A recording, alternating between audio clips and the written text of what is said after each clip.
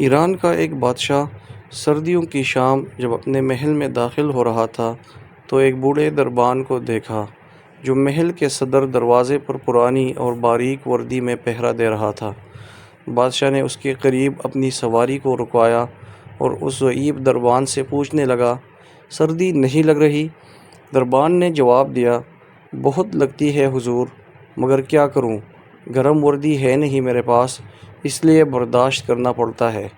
میں ابھی محل کے اندر جا کر اپنا ہی کوئی گرم جوڑا بیچتا ہوں تمہیں۔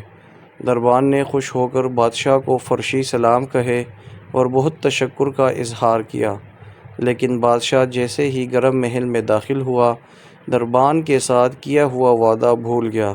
صبح دروازے پر اس بوڑھے دربان کی اکڑی ہوئی لاش ملی اور قریب ہی مٹی پر اس کے یخبستہ انگلیوں سے لکھی گئی یہ تحریر بھی، بادشاہ سلامت، میں کئی سالوں سے سردیوں میں اسی نازک وردی میں دربانی کر رہا تھا، مگر کل رات آپ کے گرم لباس کے وعدے نے میری جان نکال دی۔